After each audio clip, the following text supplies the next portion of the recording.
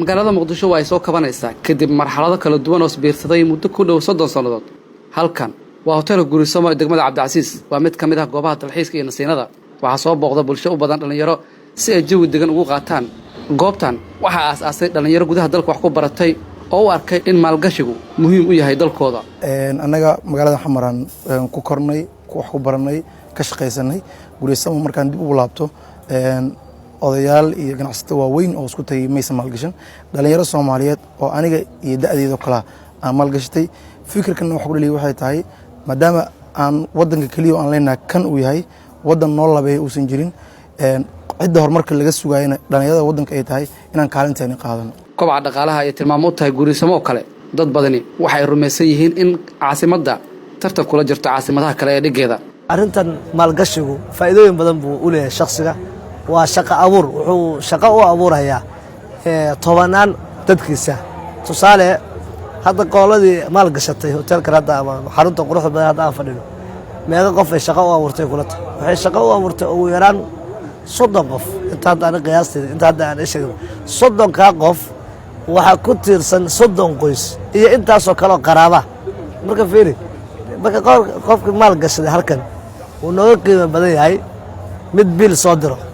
Maxamuud Cabdisalaan Ibrahim oo kamid ah dhalinyarada wax ka aasaastay Guurisamo ayaa aaminsan in tartanka maalgashiga iyo midka ganacsi ee ka socda caasimadda uu furu yahay Soomaaliya oo barwaaqo ah.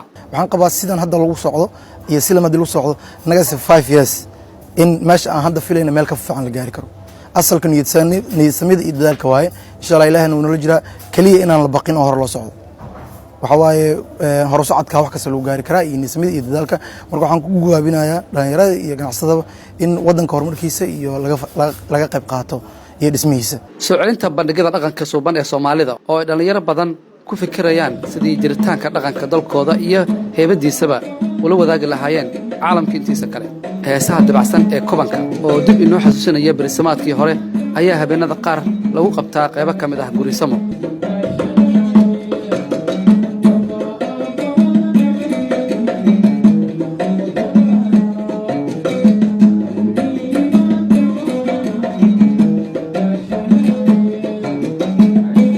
sikadaas ayaan Guurisamo kula kulmay fanaanada caanka ee Faaduma Cali Nakruma waxay durbaba ii sheegtay in dalka uu waayihiisa wanaagsanaa dib u soo laabanayo meel nabad leh oo qurux badan oo ku galinaysa rajo nololeed weey Xamar waxaan Ilaahay ka baryaa sidoo ahaan jiray anigu 30 sano dalka ka maqnaa laakiin waxaan hadda ay ila tahay in Xamar jawiga waqtiyada qaar ee diriirmaadka leh marna caawda udiga sidata iyo roobabka Muqdisho xiliyada deenta waa mid dadkeedu uu ku faano waxay bogaadiyeen shacabka xasiloonida iyo horumarka caasimadooda.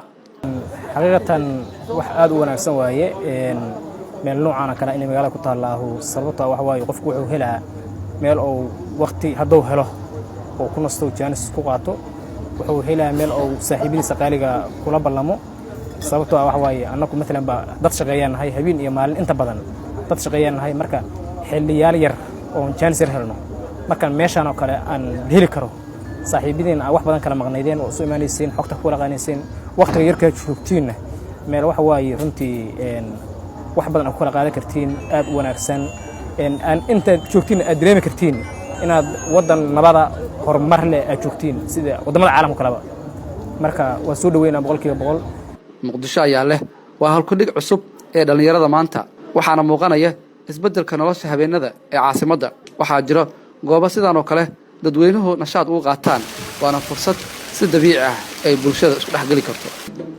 Cabduqaadir Shacab, Warbaahinta Qaranka, Muqdisho.